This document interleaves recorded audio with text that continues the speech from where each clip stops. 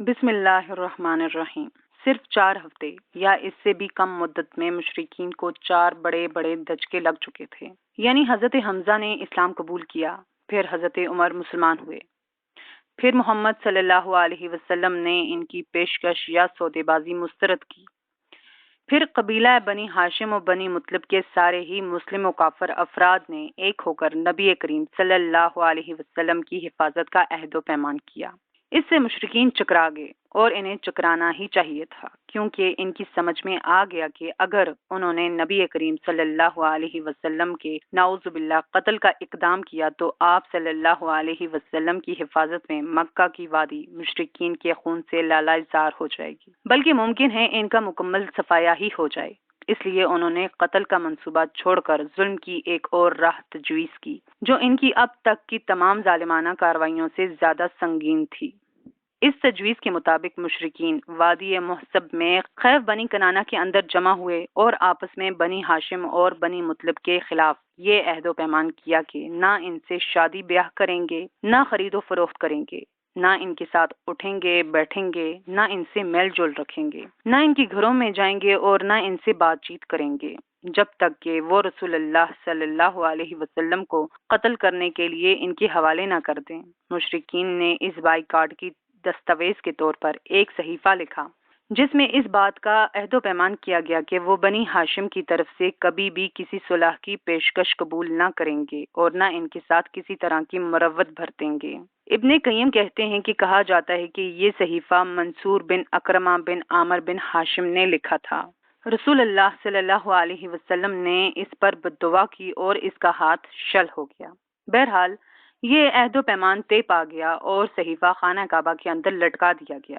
اس کے نتیجے میں ابو لہب کے سوا بنی ہاشم اور بنی مطلب کے سارے افراد خواہ مسلمان رہے ہوں یا کافر، سمٹا کر شیب ابی طالب میں محصور ہو گئے۔ یہ نبی کریم صلی اللہ علیہ وسلم کی بعثت کے 7ویں سال محرم کی چاند رات کا واقعہ ہے۔ اس بائیکاٹ کے نتیجے میں حالات نہایت سنگین ہو گئے۔ غلے اور سامان خورد و نوش کی آمد و رفت بند ہو گئی، کیونکہ مکے میں جو غلہ یا فروختنی سامان آتا تھا اسے مشرکین لپک کر خرید لیتے تھے۔ اس لیے محصورین کی حالت نہایت پتلی ہوگی، انہیں پتے اور چمڑے کھانے پڑے۔ فاقہ کشی کا حال یہ تھا کہ بھوک سے بلکتے ہوئے بچوں اور عورتوں کی آوازیں گھاٹی سے باہر سنائی پڑتی تھیں۔ ان کے پاس بمشکل ہی کوئی چیز پہنچ پاتی تھی، وہ بھی پس پردہ۔ وہ لوگ حرمت والے مہینوں کے علاوہ باقی ایام میں اشیاء ضرورت کی خرید کے لیے گھاٹی سے باہر نکلتے بھی نہ تھے۔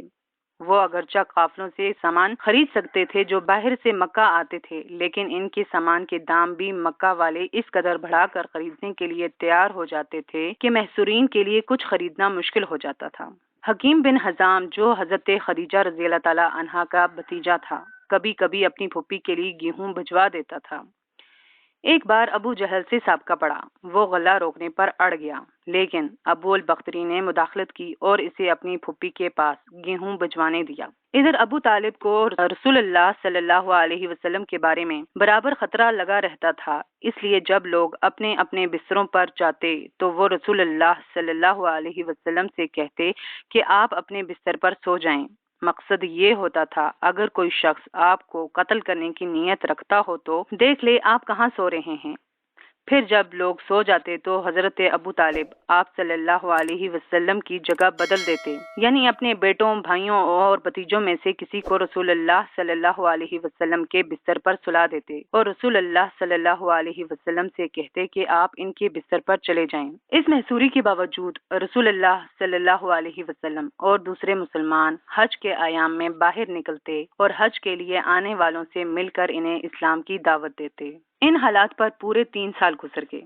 اس کے بعد محرم 10 نبوی میں صحیفہ چاک کیے جانے اور اس ظالمانہ عہد و پیمان کو ختم کیے جانے کا واقعہ پیش آیا۔ اس کی وجہ یہ تھی کہ شروع ہی سے قریش کے کچھ لوگ اگر اس عہد و پیمان سے راضی تھے تو کچھ ناراض بھی تھے، اور انہی ناراض لوگوں نے اس صحیفے کو چاک کرنے کی تگ و دو کی۔ اس کا اصل محرک قبیلہ بنو عامر بن لوئی کا ہاشم بن عمر نامی ایک شخص تھا۔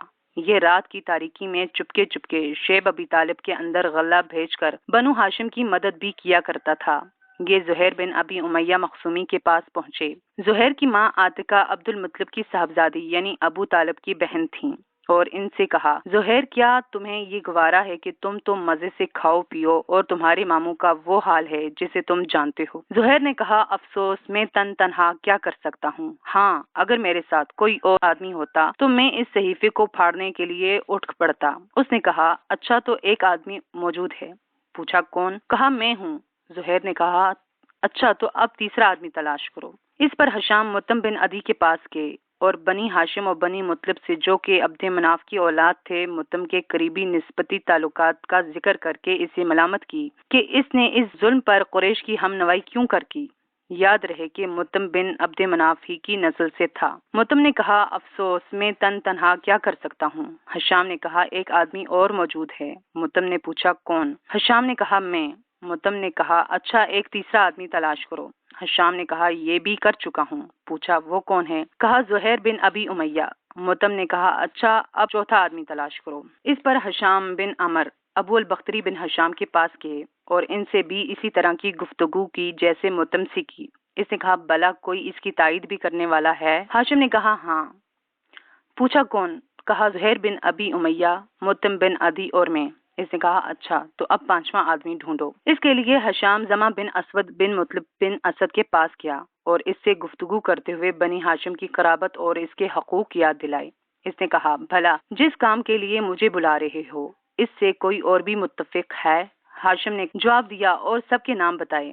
اس کے بعد ان لوگوں نے ہجون کے پاس جمع ہو کر آپس میں یہ عہد و پیمان کیا کہ صحیفہ چاک کرنا ہے۔ زہیر نے کہا، میں ابتدا کروں گا، یعنی سب سے پہلے میں ہی زبان کھولوں گا۔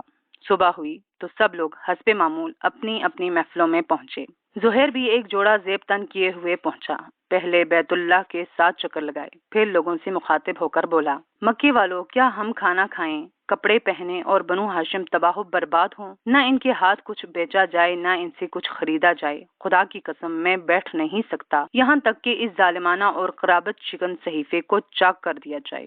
ابو جہل، جو مسجد حرام کے ایک گوشے میں موجود تھا، بولا، تم غلط کہتے ہو، خدا کی قسم اسے پھاڑا نہیں جا سکتا۔ اس پر زمہ بن اسود نے کہا، خدا کی قسم تم زیادہ غلط کہتے ہو، جب یہ صحیفہ لکھا گیا تھا تب بھی ہم اس سے راضی نہ تھے۔ اس پر ابو البختری نے گرہ لگائی، زمہ ٹھیک کہہ رہا ہے، اس میں جو کچھ لکھا ہے اس سے نہ ہم راضی ہیں نہ اسے ہم ماننے کو تیار ہیں۔ اس کے بعد متم بن عدی نے کہا، تم دونوں ٹھیک کہتے ہو اور جو اس کے خلاف کہتا ہے غلط کہتا ہے۔ ہم اس صحیفے سے اس میں جو کچھ لکھا ہوا ہے اس سے اللہ کے حضور برات کا اظہار کرتے ہیں۔ پھر ہاشم بن عمر نے بھی اسی طرح کی بات کہی۔ یہ ماجرا دیکھ کر ابو جہل نے کہا، یہ بات رات میں طے کی گئی ہے اور اس کا مشورہ یہاں کی بجائے کہیں اور کیا گیا ہے۔ اس دوران ابو طالب بھی حرم پاک کے ایک گوشے میں موجود تھے۔ ان کے آنے کی وجہ یہ تھی کہ اللہ تعالیٰ نے رسول اللہ صلی اللہ علیہ وسلم کو اس صحیفے کے بارے میں یہ خبر دی تھی کہ اس پر اللہ تعالیٰ نے کیڑے بھیج دیے ہیں جنہوں نے ظلم و ستم اور قرابت شکنی کی ساری باتیں چٹ کر دی ہیں اور صرف اللہ عز و جل کا ذکر باقی چھوڑا ہے۔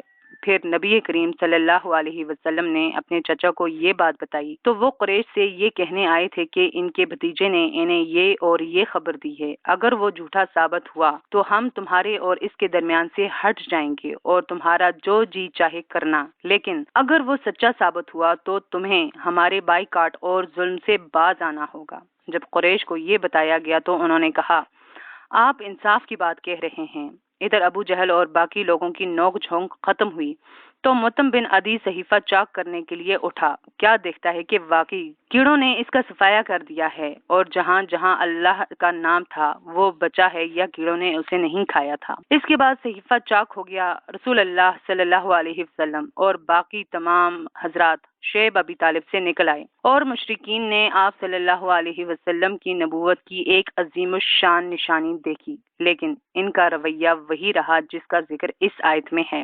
اگر وہ کوئی نشانی دیکھتے ہیں تو رخ پھیر لیتے ہیں اور کہتے ہیں کہ یہ تو چلتا پھرتا جادو ہے۔